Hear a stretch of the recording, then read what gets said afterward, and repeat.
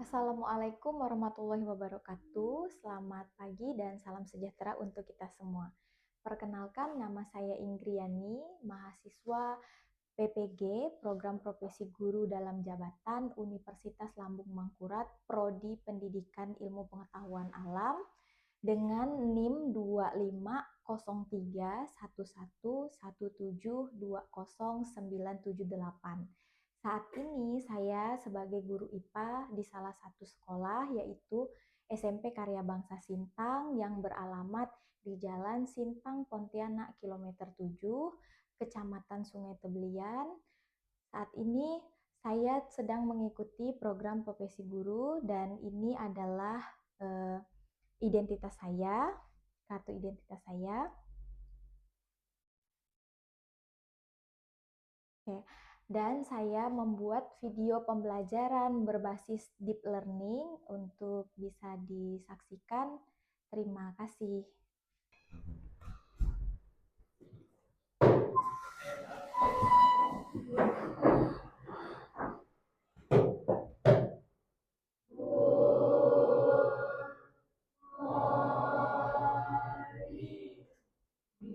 Good morning. Silahkan pimpin doanya.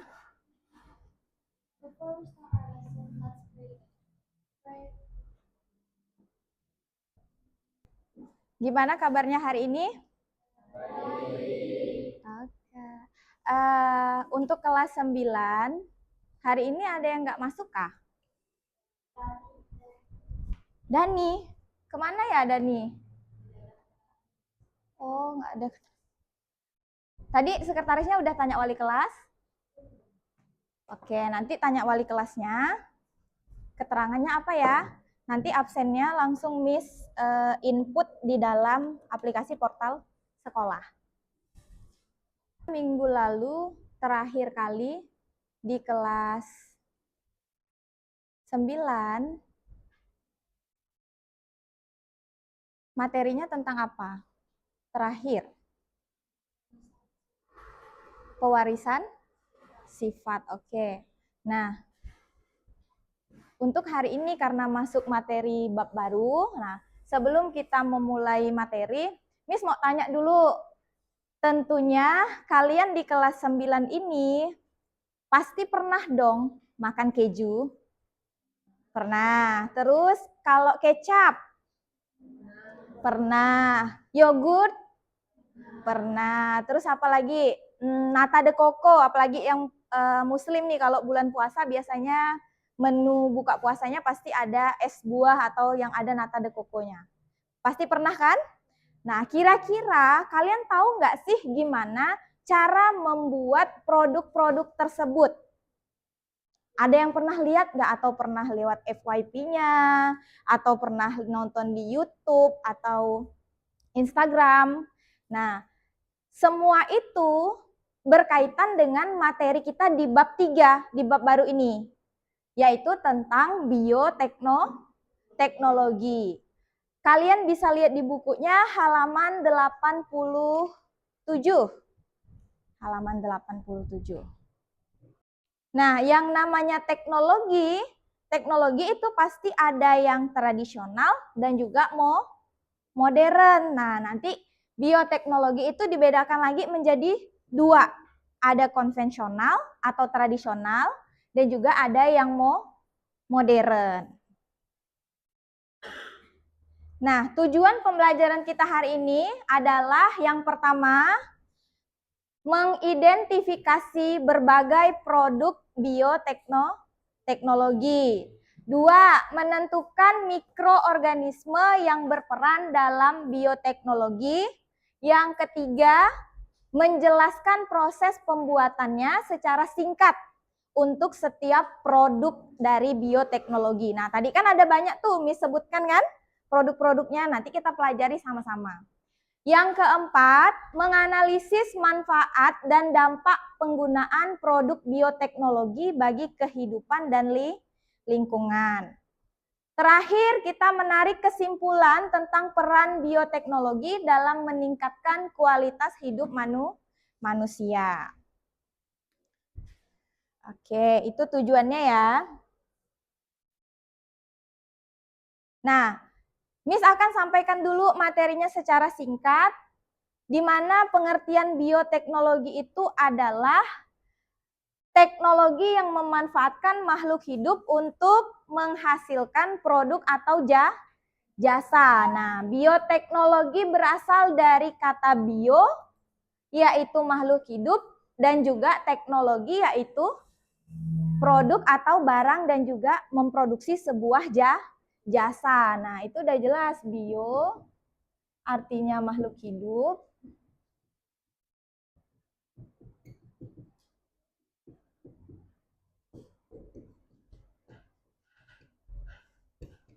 Teknologi ini cara untuk memproduksi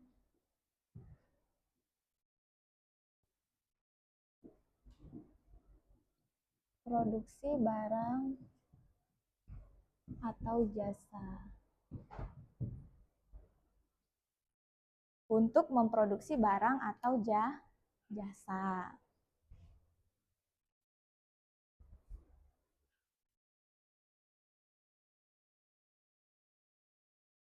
Kira-kira apa bedanya yang konvensional dengan yang modern? Siapa yang bisa menjelaskan atau ada yang pernah baca? Boleh angkat tangannya?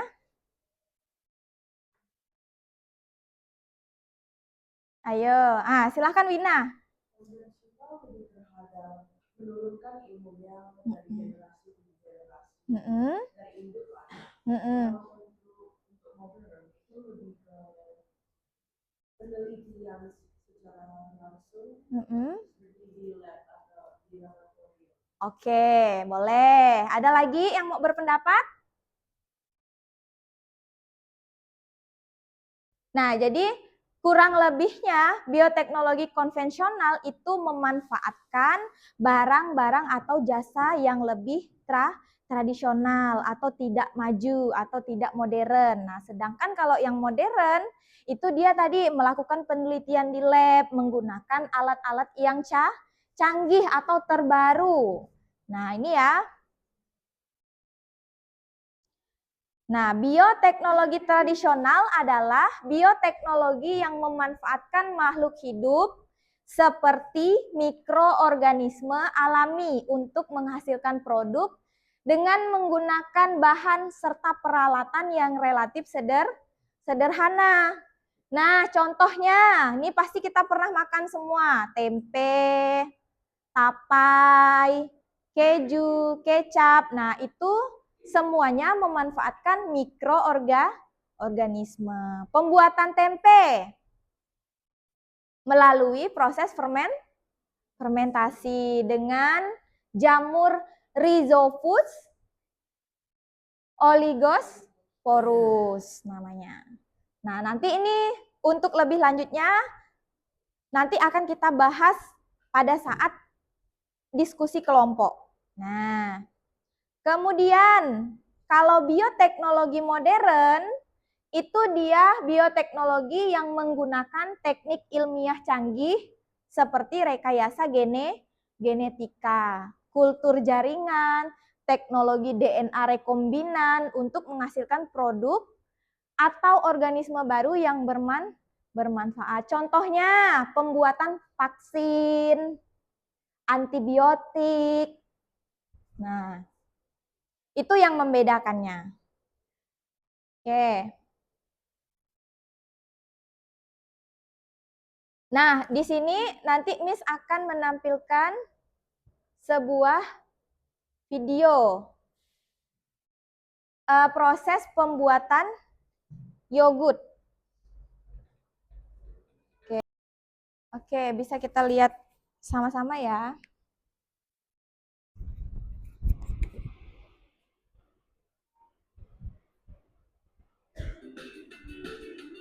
Ini dia salah satu makanan fermentasi yang akrab buat orang Indonesia, yogurt. Yogurt dibuat dari susu sapi yang difermentasi, sehingga membuat teksturnya berubah menjadi kental. Nah, proses fermentasi ini juga menghasilkan bakteri probiotik yang sangat baik untuk kesehatan sistem pencernaan dan juga bermanfaat untuk memperkuat daya tahan tubuh. Nah, sekarang ada banyak macam jenis yogurt.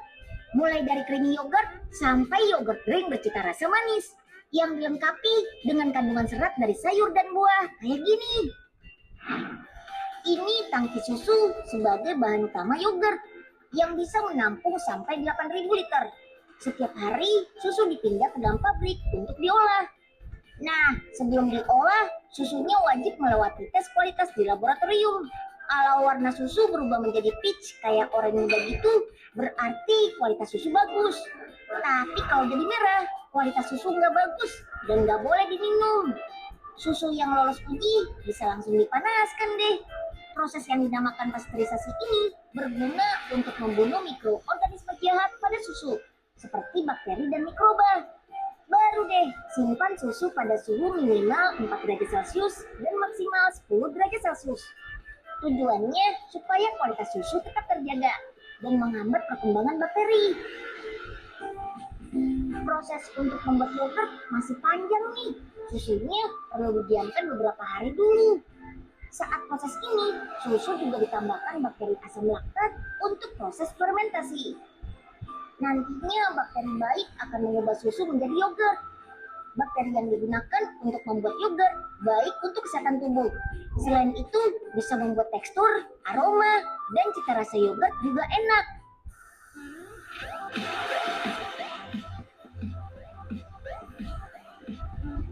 Yogurt yang dibuat khusus anak-anak ini nggak pakai pengawet dan dilengkapi sama nutrisi dari sayur dan buah. Manfaat yogurt buah dan sayur ini jadi lebih bagus daripada yogurt biasa. Minum 1 kotak setiap hari bisa memenuhi 30% kebutuhan serat harian anak. Jadi tetap aman, walaupun anak malas makan buah dan sayur. Soal kandungan gula, gak usah khawatir deh. Karena sudah disesuaikan dengan kebutuhan anak, jadi aman deh. Walaupun yogurt ini dikhususkan untuk anak-anak, tapi orang dewasa juga bisa minum kok. Biar pencernaannya bagus, kekebalan tubuh meningkat, jadi gak gampang sakit. Terus kesehatan tulang dan gigi juga terjaga. Buat yang bosan konsumsi yogurt, Tunyil punya olahan yogurt yang bisa menjadi referensi nih. Oke, nah itu tadi video proses pembuatan yogurt. Ya. Di dalam buku kalian itu bisa kalian lihat bahwa bioteknologi itu bergerak di berbagai bidang, bukan hanya pangan. Nah, kalau pangan itu kan berarti sesuatu yang bisa kita makan. Nah, selain di bidang pangan, bioteknologi itu juga ada di bidang apa aja?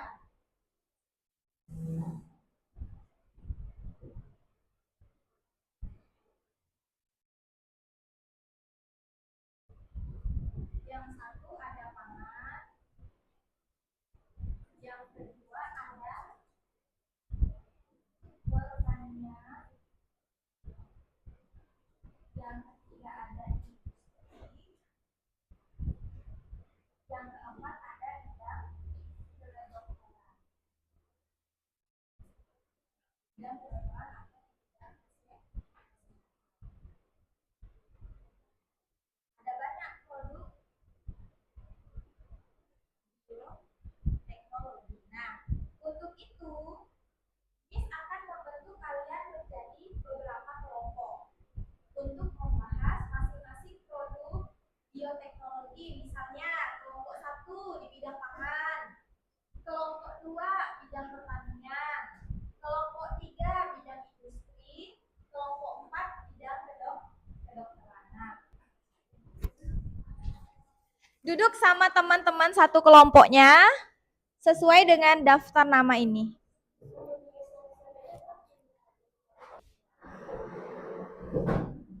Oke, kita wheels dulu ya. Untuk kelompok 1, dia akan mendapatkan bioteknologi di bidang apa? Oke, kelompok 1, keju. Keju kelompok 1.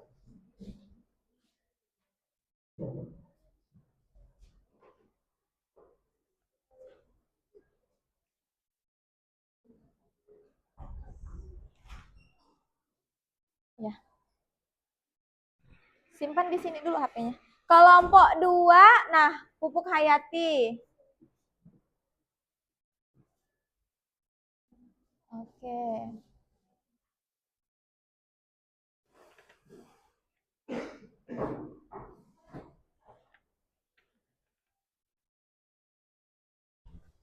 Oh, kelompok 3 biodeterjen dan terakhir antibiotik. Sesuai sama yang Miss tulis ya ternyata.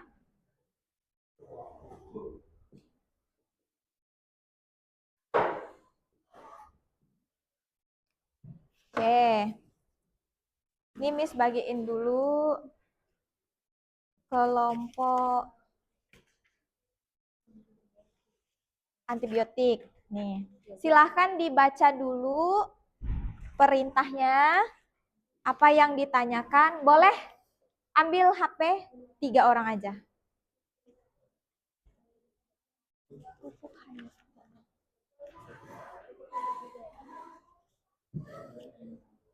Tadi ya kelompok 3 kan? Biodeterjen.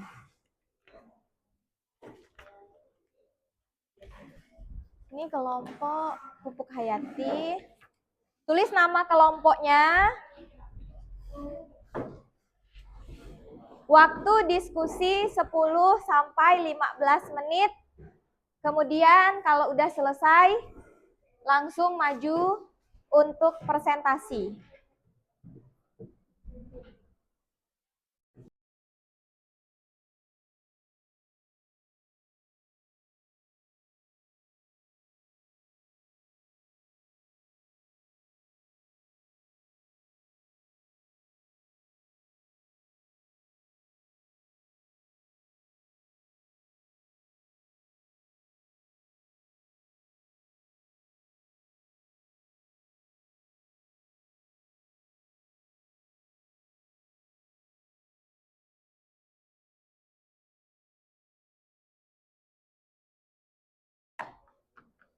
Oke, ini Miss bagikan lembar penilaian, nanti kelompok 1 menilai kelompok 2 dan sebaliknya.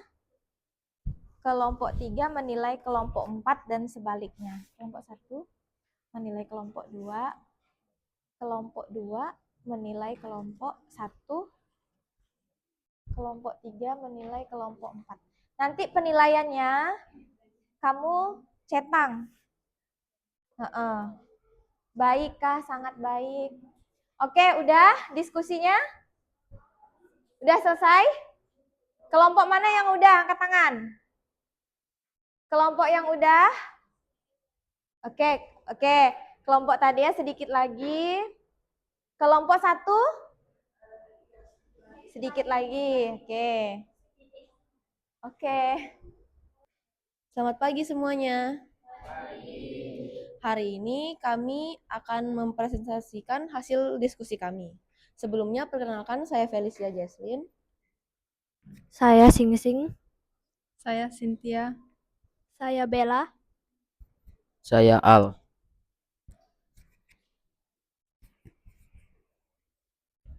Yang pertama, sebutkan bahan dasar mikroorganisme atau enzim pada proses pembuatan antibiotik. Bahan dasar pada mikroorganisme atau enzim pada proses pembuatan antibiotik adalah jamur dari genus Penicillium. Nomor 2. Bagaimana cara kerja antibiotik di dalam tubuh? Antibiotik bekerja dengan cara menghambat pertumbuhan atau membunuh sel bakteri, sehingga infeksi bakteri bisa teratasi. Untuk nomor 3, mengapa penggunaan antibiotik harus sesuai resep dokter? Karena tanpa resep dokter, kita berisiko menggunakan antibiotik dengan tidak tepat. Ini dapat menyebabkan berbagai efek samping seperti diare, mual, dan lain-lain.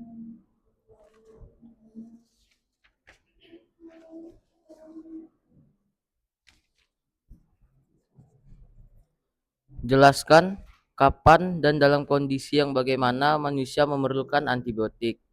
Selain untuk mengatasi infeksi bakteri, antibiotik juga bisa diberikan untuk mencegah infeksi bakteri atau profilaksis. Antibiotik profilaksis hanya diberikan pada kondisi tertentu, misalnya luka terbuka yang parah, pasien dengan daya tahan tubuh yang sangat lemah atau sebelum operasi.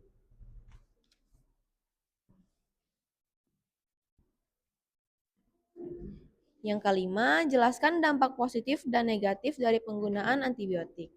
Dampak positif dari penggunaan antibiotik adalah mampu menekan pertumbuhan bakteri yang menyebabkan gangguan. Yang kedua, mengatasi atau mencegah infeksi bakteri. Dampak negatif dari penggunaan antibiotik adalah yang pertama, gangguan pencernaan. Yang kedua, munculnya resistensi antibiotik.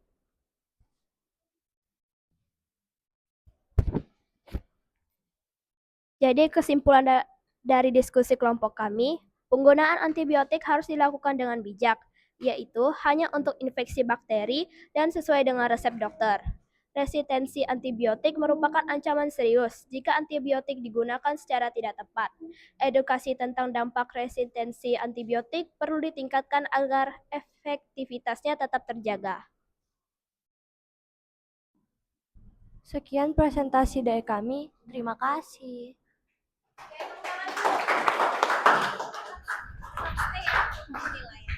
Oke, itu tadi presentasi dari kelompok 4. Sekarang kelompok 3 akan menyampaikan penilaiannya terhadap hasil presentasi kelompok 4. Silahkan kelompok 3.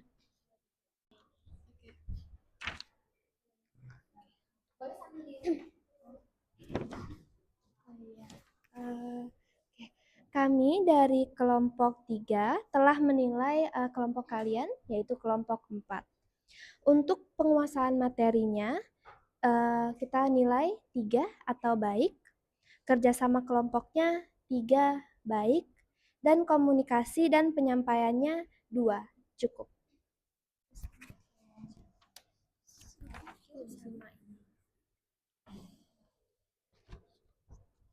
Dari kami, komentar penilainya, menurut kami penyampaian dari materinya sudah bagus. Namun, kekurangannya suaranya kurang jelas, jadi kurang terdengar. Mungkin di mikrofonnya ini mungkin akan terdengar, tapi kalau di kami kurang terdengar. Jadi, skor akhirnya ada 8.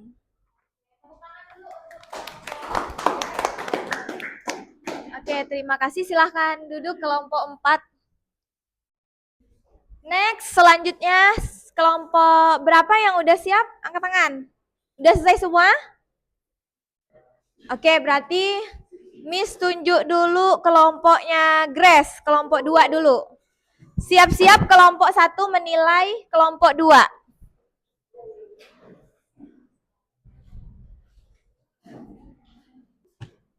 Oke, karena semuanya udah presentasi, sekarang silahkan kembali ke tempat duduknya masing-masing.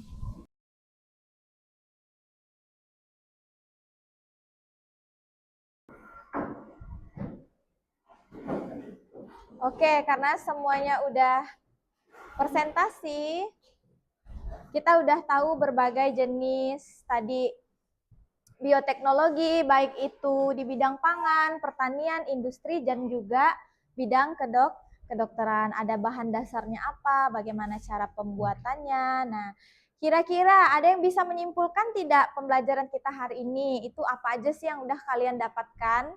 Kalau ada yang mau menyampaikan boleh angkat tangan. Ayo dari awal, materinya tadi yang udah Miss sampaikan. Ada? Oke, silahkan Wina. Jadi hari ini kita telah mempelajari bahan dasar dan materi dasar dari bab 3 di buku kami, yaitu bioteknologi. Kita telah mempelajari tentang jenis-jenis bioteknologi pada dasarnya, sama beberapa contoh di dalam bidang lain seperti pangan, pertanian, industri, dan akhirnya kedokteran. Ada lagi yang mau menyampaikan? Yang sebelah sana ada nggak? Nah, jadi dapat disimpulkan bahwa melalui teknik-teknik seperti rekayasa genetika, kultur jaringan, dan fermentasi, bioteknologi mampu meningkatkan kualitas hidup, seperti menghasilkan varietas tanaman unggul, serta solusi ramah lingkungan. Nah, itu tadi. Pemahaman tentang bioteknologi itu penting untuk mendorong pemanfaatan teknologi demi kehidupan berkelanjutan. Nah, untuk itu Miss akan membagikan lembar refleksi apa yang udah kamu dapat hari ini dan apa sih yang masih kamu mau tahu tentang materi hari ini. Nah, nanti dituliskan terus dikumpulkan. Nah, di sini juga ada ekspresi. Apakah kamu hari ini bahagia dalam menjalani pelajaran IPA atau masih kurang atau merasa ngantuk? Nah, tulis di sini semuanya.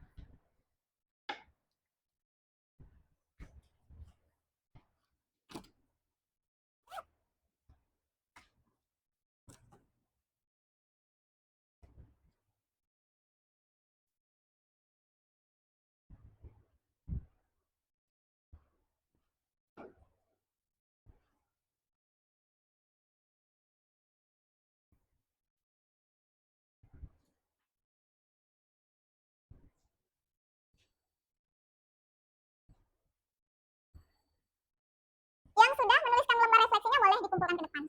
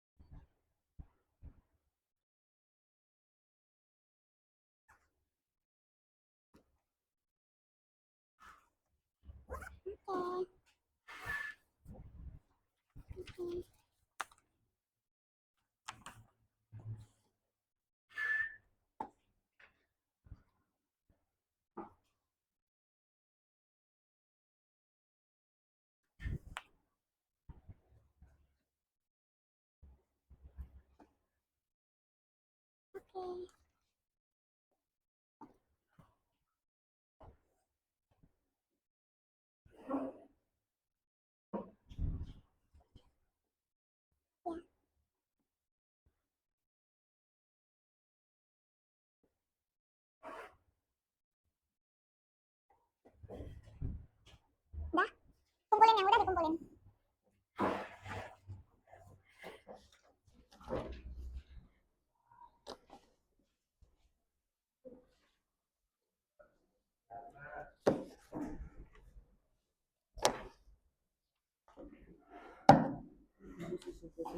Ya. Nanti tunggu, sekalian tunggu Miss keluar ya.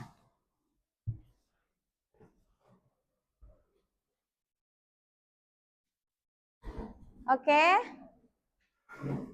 Oh iya. Heeh.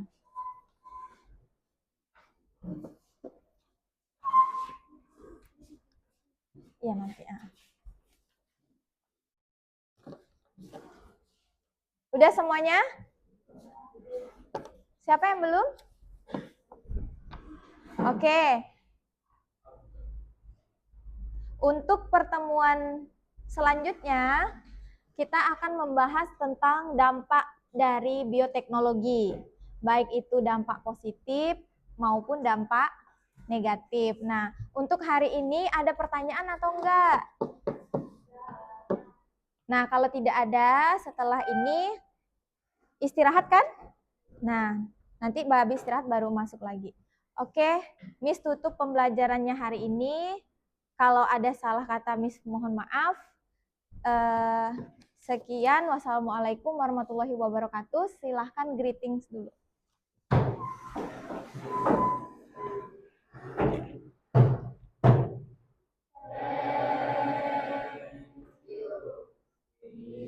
You're welcome. Oke.